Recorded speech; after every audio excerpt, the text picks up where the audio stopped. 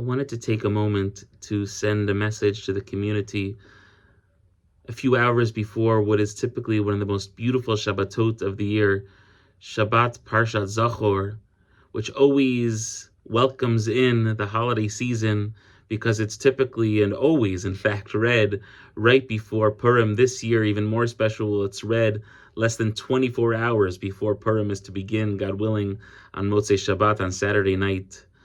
And not only do we have Purim, but we also have Pesach in a month from now. And not only do we have Pesach, but we have Yom HaAtzmaut, Israel Independence Day. We have Shavuot, the day in which we celebrate the giving of the Torah. So many upcoming beautiful holidays to look forward to, all that at their core represent a redemption that the Jewish people experienced, not just once, not just twice, but many, many times over throughout our history. Purim, we were saved. Pesach, we were saved. Yom HaAtzmaut, we were saved. Shavuot, we experienced an additional redemption of receiving the beautiful text of the Torah. There is so much to look forward to in these upcoming weeks and months, but there's something that's in the back of all of our minds.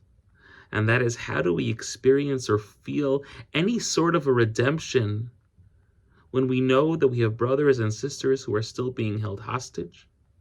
When we know that there are brothers and sisters who are still on the front lines fighting for the safety of the Jewish nation in Israel?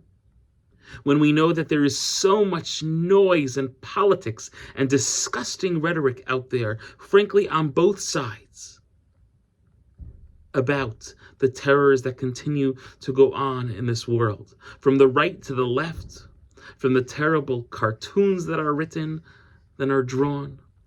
There is so much nastiness and evil out there right now, and so much of it is with us, our nation, our people at the center of it.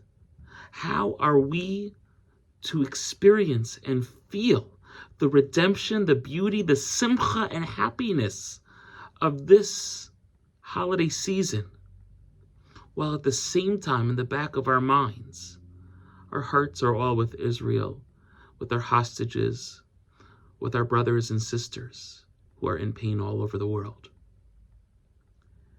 And the truth is, there's no simple answer to this question.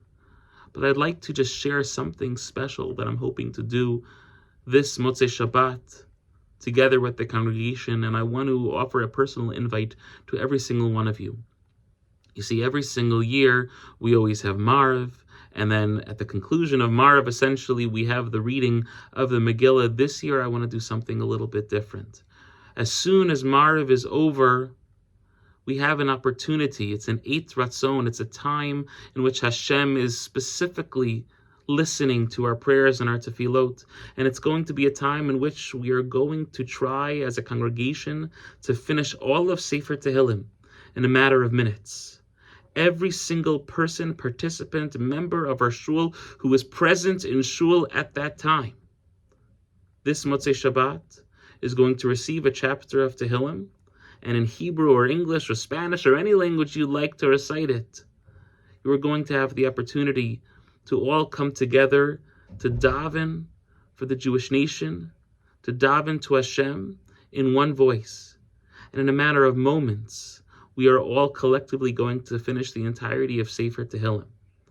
And it's my hope that with this small little introduction to this beautiful holiday of Purim, to this wonderful holiday season that we are now entering, we'll be able to set the tone of understanding that yes, we can celebrate, but we specifically celebrate besimcha, with happiness, with our hearts all focused towards Shemayim, to Hashem, to listen to our prayers, to free our hostages, and to protect the Jewish nation.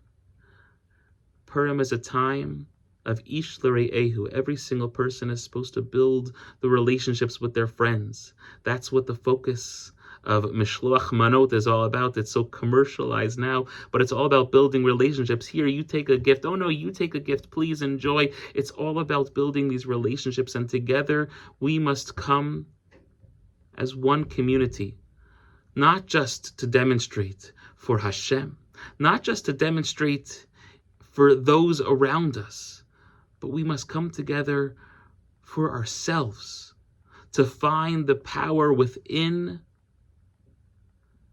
the idea of coming together as one.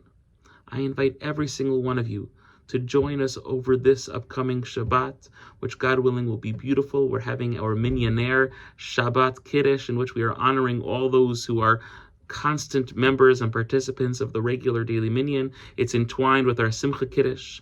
This Motzei Shabbat will have our Megillah reading with this beautiful recitation of Tehillim. On Shabbat, on Purim Sunday morning, we will have a beautiful open house at the Winstons. You're all welcome to join us for a breakfast. All ages are welcome to have pancakes and waffles and other delicious treats, or just to come wish us a Freilich and Purim. And then we come together as a community for the Purim Suda at Beth Shalom later that day. I hope that you will participate and take a small part in what is a difficult time, but also has the opportunity to be a time of unity, togetherness, and oneness.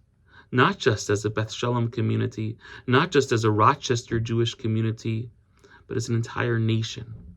We'll take the opportunity to wish everyone a Shabbat Shalom and a Purim Sameach.